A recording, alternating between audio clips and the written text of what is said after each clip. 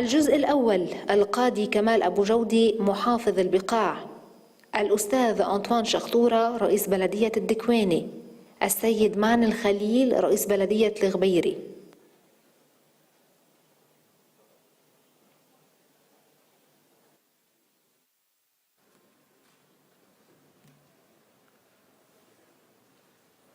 ايوه تفضل تفضل.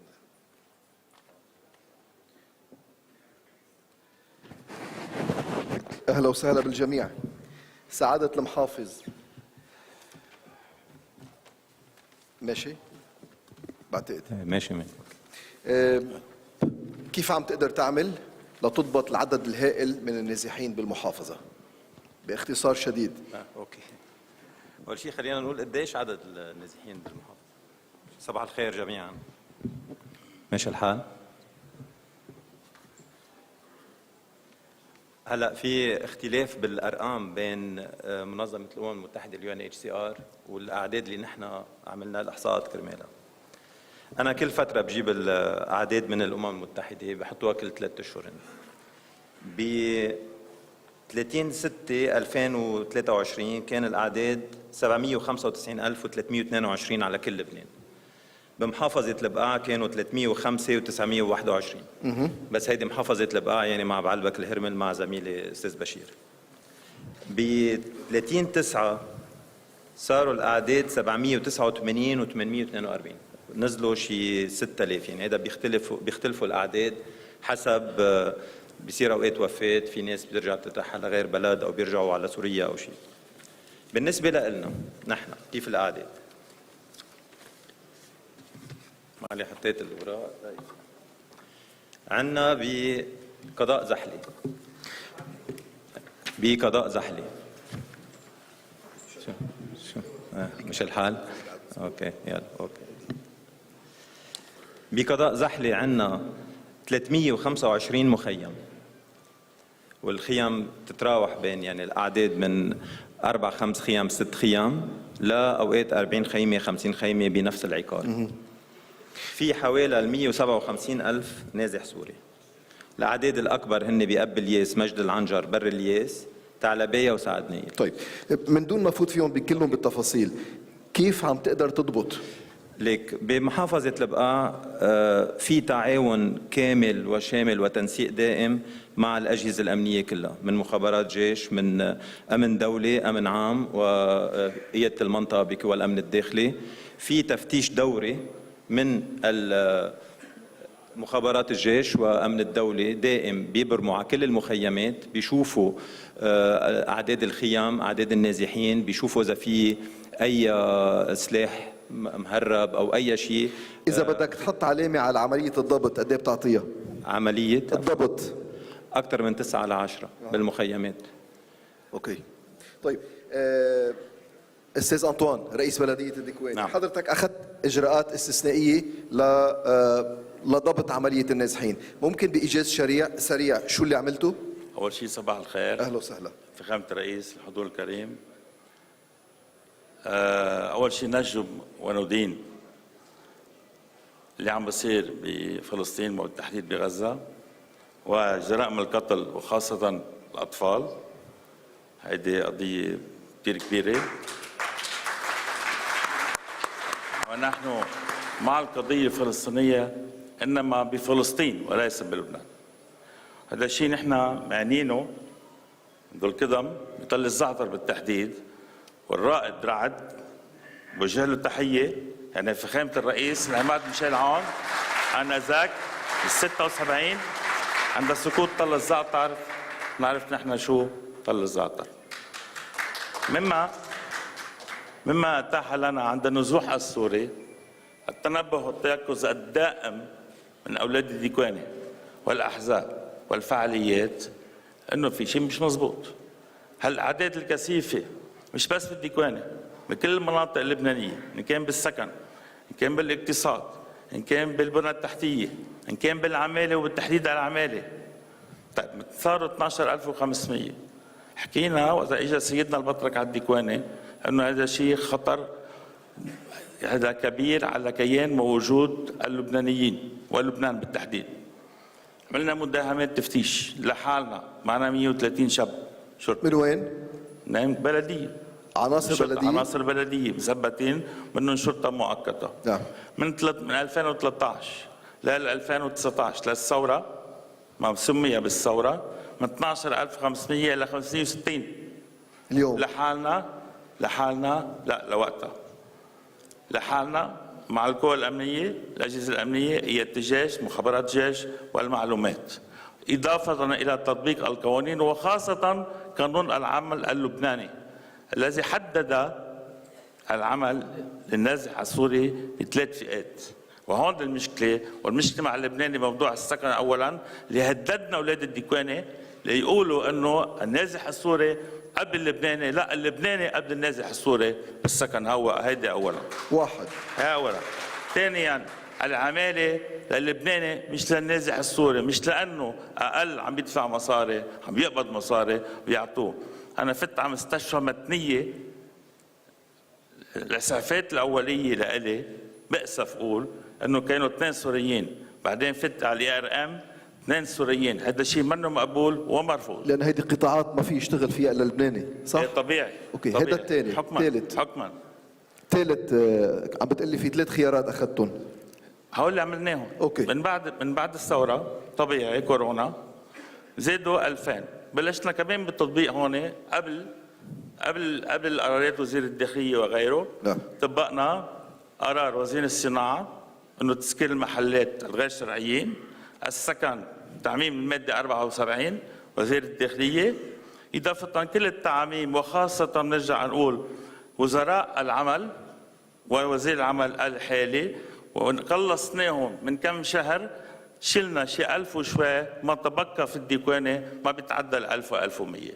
أنا بتحدى حتى بالجبال، يعني عم بحكي ظهر الصوان وطلوع وغيره، ما عليه عم بحدد في أكثر من الديكواني. هذا شيء مرفوض. يعني عم بتقول إذا البلدية فيها قادرة أن بصلاحياتها قادرة تتصرف. قادرين. طيب. من الساحل الجنوبي للساحل الشمالي في بلديات معها مصاري كتير وقادرين، بس الشغله بدها ركب. طيب استاذ بدها معن، ركب. استاذ معن، احترامي للجميع. حضرتك رحت على تطبيق القوانين بحرفيتها 100%. استاذ معن، رحت على تطبيق القوانين ببلديتك بحرفيتها، شو يلي ساعدك؟ أي قوانين قدرت اعتمدت عليها تحديداً؟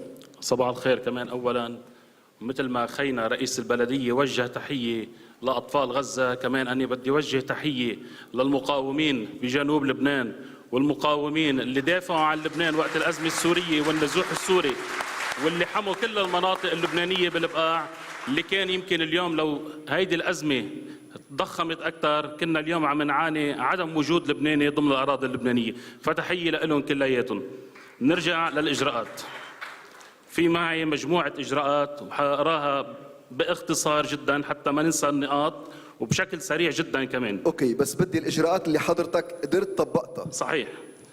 متابعة بسطات الخضار اللي بتوقف على الطرقات العامة، اللي هي هيدي خلافا للقانون، وأغلبيتها هي تدار من نازحين ممكن وبتشغيل لبنانيين. هون النقطة الأساسية. تطبيق قانون السير اللي هو اليوم واجب على كل بلدية وتاخذ صلاحيات. نحن عندنا صلاحية نعمل محضر سير، بس ولكن كتار من البلديات ما عندها صلاحية تعمل محضر السير. نحن بنوقف السيارات المخالفة والتوك توك والدراجات النارية اللي بقودها أجنبي دون إجازة عمل، دون رخص سوق، دون كل التفاصيل اللي خاصة بقانون السير. بموضوع العيال كمان ممنوع أكثر من عائلة تسكن بالمنازل. ممنوع بالنسبة للعمال عدد عمال محدد ضمن الغرف السكنية. استيفاء الرسوم البلدية من النازحين على القيمة الحقيقية للتكليف، ولكن ليس على أي رقم بصرح فيه المالك اللبناني المستفيد من عقود الأجار ومن إسكان السوريين، والأفضلية عن اللبناني. في تعديات على البنى التحتية، كهرباء ومي وإلى آخره، كلها هيدي بتضعف البنى التحتية ضمن النطاق البلدي وبتزيد العبء المالي على البلديات. إيه هون شو بتعمل؟ إزالة التعديات طبعا إذا أزارتنا مؤسسة كهرباء لبنان ومصلحة مياه، نحن تابعين لمصلحة مياه بيروت وجبل لبنان. هون بنقول ضعف الإدارات الرسمية بمساعدة البلديات بتترك هذا العبء كمان لإزالة التعديات عن الأملاك العامة والشبكات العامة. تعاون عند الحاجه مع القوى الامنيه. نحن عم نواجه اليوم صعوبه بالمخافر من استلام يمكن بعض المدانين بجرائم او اللي بنكمشهم نحن بحالات سرقه، ما في امكنه بالسجون، ما في امكنه بالنظارات. هذا كمان عبء اساسي على البلديات. في الجمعيات المعنيه بالنازحين السوريين اللي هي عم تفتقد للتنسيق مع البلديات، واذا نحن يمكن وقفناهم من مال البلديه بيجونا من مال الوزاره، بيجونا من مال تعميم رئاسه الحكومه الى اخره، ليفوتوا ويعملوا هيدي الاحصاءات بالمناطق اللي عندنا.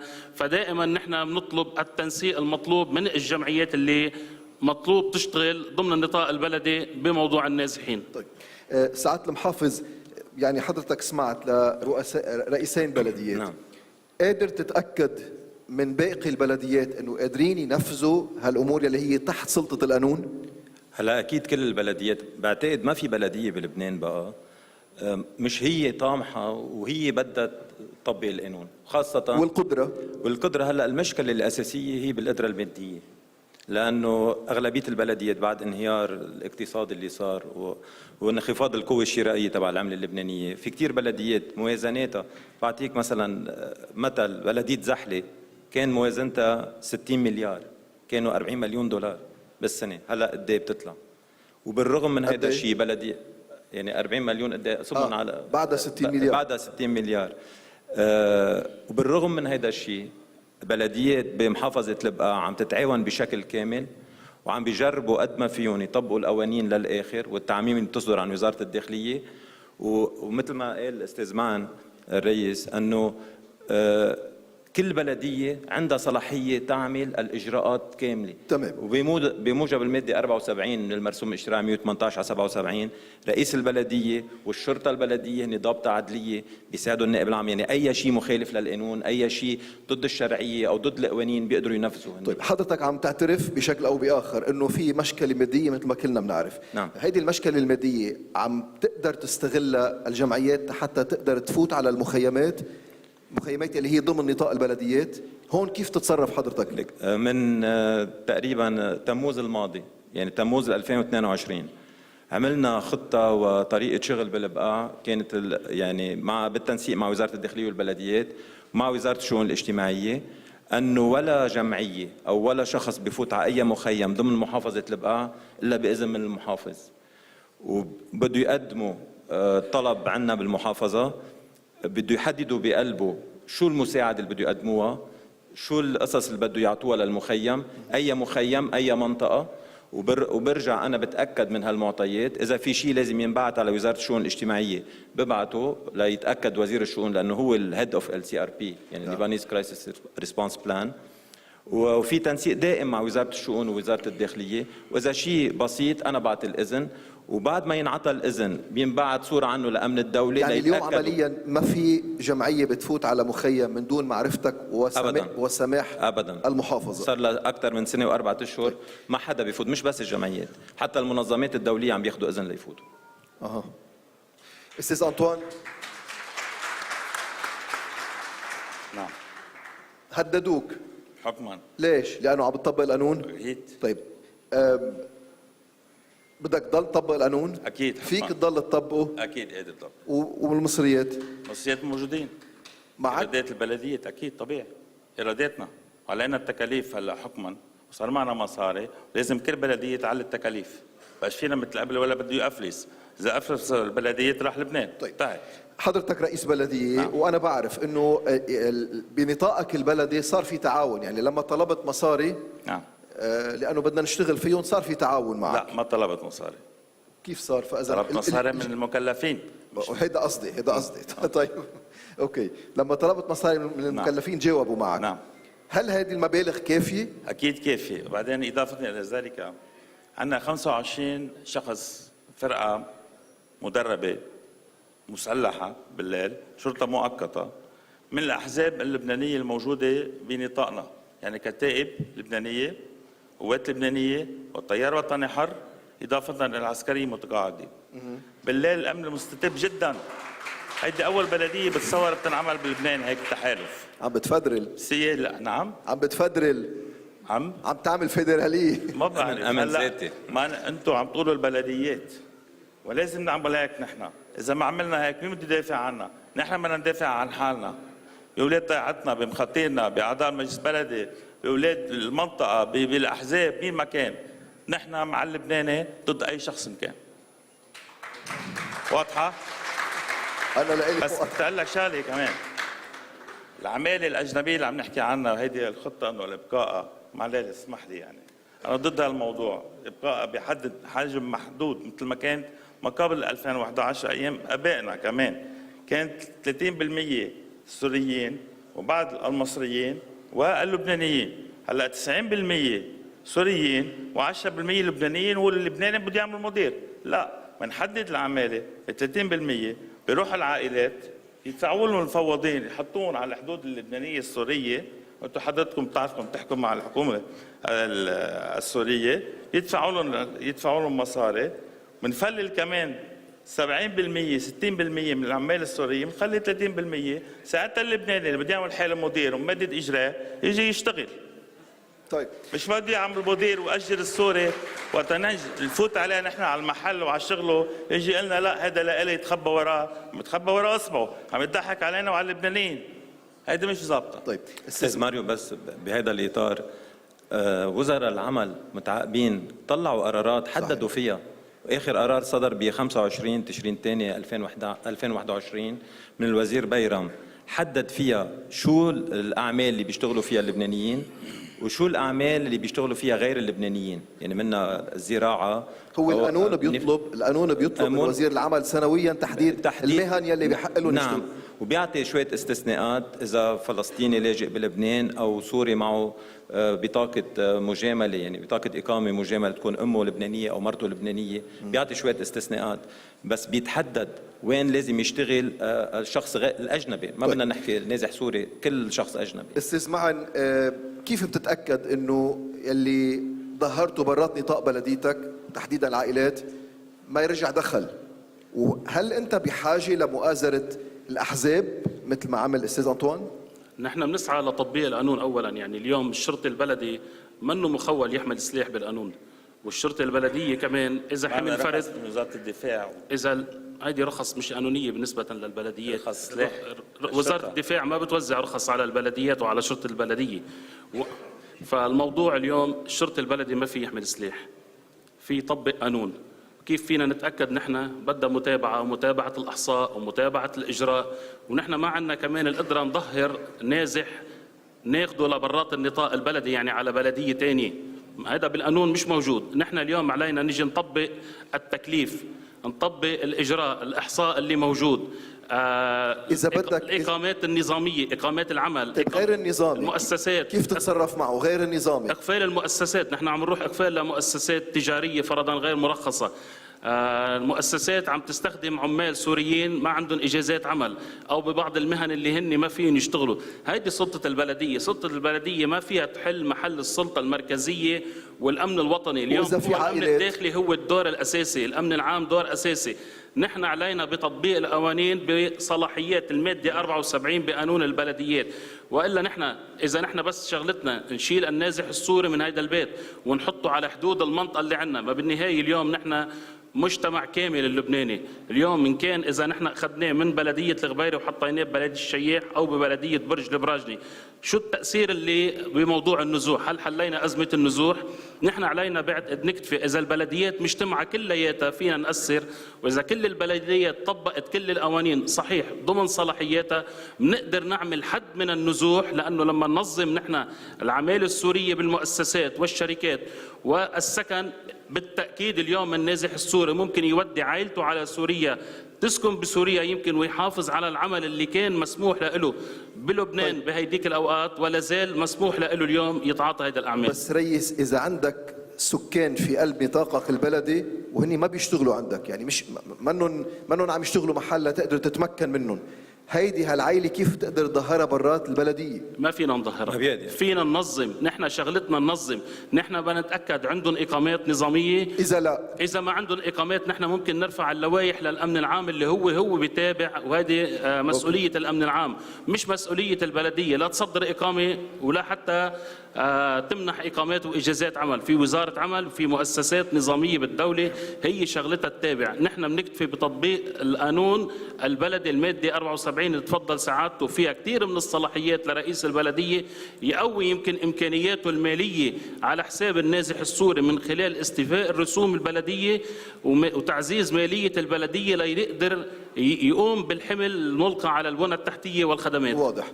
انطلاقا من هون مشان هيك بدي توصيتك على السريع. مستعجلين علينا. موضوع النزوح السوري يعني يمكن بياخد يومين ثلاثه حكي فيه، اكيد الوقت ضيق، بدنا نجرب نحكي بالخطوط العريضه. بالنسبه كتوصيات عم بقول شغله اساسيه رئيس معن، انه مش على عاتق البلديه هي تقوم بواجبات الدوله، ولا على القائم مقام، ولا على المحافظ، ولا على وزاره وحده، مع احترامنا وتقديرنا للدور الوطني اللي عم يلعبه وزير الداخلية ووزير الشؤون الاجتماعية. نعم. أنا من فترة زارني ريزيدنت كوردينيتور أستاذ عمران ريزا، قلت له ليه ما بينطرح موضوع ينحط المخيمات على الحدود بين لبنان وسوريا في محل، بس أكيد بده يندرس أمنياً، بده يندرس إذا بيناسب الدولة اللبنانية هذا الشيء، لأنه بدل ما يكون موزعين بين البيوت أو بين الأقضية على مساحة البلد كله، يكون بمحل واحد، بس أكيد بدها دراسة لتشوف إذا أمنياً يجوز هذا الشيء أو لا. الشغلة الثانية، لازم الدولة اللبنانية هي تعمل الحلول والدولة هي تتعاطى، لأنه نحن على صعيدنا عم نعالج النتيجة وليس السبب. صار واضح. هذا شيء أساسي. والشيء الأخير اللي انطرح واللي قلته أكثر من مرة أنا، ينعمل مؤتمر دولي بوجود الدولة اللبنانية والدولة السورية برعاية أممية أو برعاية الاتحاد الأوروبي، وينطرحوا المشاكل على الطاولة وينطرح شو الحلول. لأنه إذا بدنا نضلنا نحكي بلا ما نلاقي حلول، أو ما بده يكون في تعاون بين الدولة اللبنانية والدولة السورية لاستقبال السوريين اللي عم بيروحوا على سوريا. في كتير أوقات الأمن العام والجيش عم بيرحلوا نازحين سوريين على سوريا، بيرجعوا بيفوتوا بنفس النهار تهريب، $100 أو $200 على الشخص، بيرجع بيفوت على لبنان. شو الهدف من أنك تبعته على سوريا ويرجع؟ صار واضح. لازم يكون في تنسيق دائم. يعني استاذ معن، توصية؟ بعض التوصيات، يمكن مزيد من الصلاحيات من وزير الداخلية مباشرة للبلديات في موضوع المخاتير. اليوم جزء أساسي يمكن هيدي للمخاتير شوية واصلين له، تنقذهم من البلديات، ولكن في كتير إفادات بتصدر عن المخاتير دون تدقيق بمحتواها، يعني خاصة بالمدن اللي فيها 15 و20 مختار بيعطي إفادة. أكيد المختار مش عامل تشييك على وين إقامة إذا هيدا طلب السوري. من المخاتير التدقيق أكثر، إعادة هيدي الإفادات اللي بتصدر عن المخاتير اليوم وتصديقها من البلديات لحتى تتمكن أماكن سكن النازحين. مشاركة البلديات بداتا المعلومات من UNHCR وغير منظمات، لنحن نعرف كمان ونتأكد أنه هولي موجودين ضمن النطاق البلدي. هيدي بتنعطى للبلديات مثل ما انعطت للدولة. أوكي. تفعيل دور الأجهزة الأمنية طبعا أساسي، ولازم القوى الأمنية تفعل أجهزتها لتكون مساندة للبلديات عند الاضطرار. بجملة، اول شيء انا اللي عم بعمله مقتنع فيه كليا، وحتى لو تجاوزنا القانون، مع انه ما في تجاوز للقانون، هذا امر وطني لانه حسب عليها بعدين لا بعدين.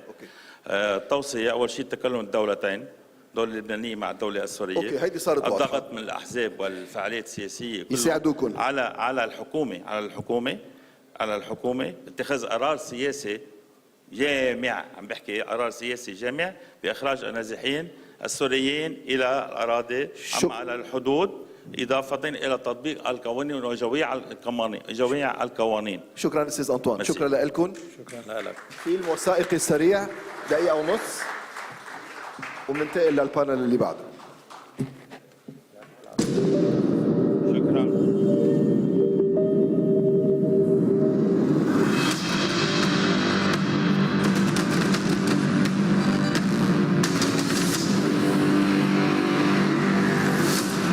هيدي هويتنا، بس مع أكثر من مليونين نازح سوري نحن بخطر. كلفة النزوح السوري على اقتصاد لبنان تتخطى $50 مليار. تخيلوا لو حجم النزوح اللي صار على لبنان صار على الدول الأوروبية بمعادلة نسبية قياساً لعدد سكانها، خسائر بريطانيا رح تتخطى $504 مليار. فرنسا رح تتخطى $645 مليار. ألمانيا رح تتخطى 802 مليار دولار. كل هالدول رح تنهار. نحن وعم نحضر هالفيديو مئات من النازحين عم بيفوتوا بطريقة غير شرعية على لبنان بمعدل 30,000 شهرياً. ساعدونا نحل هالمشكلة وتنحافظ على هويتنا التاريخية والثقافية والاجتماعية، لأنه لبنان صار على حافة الجحيم.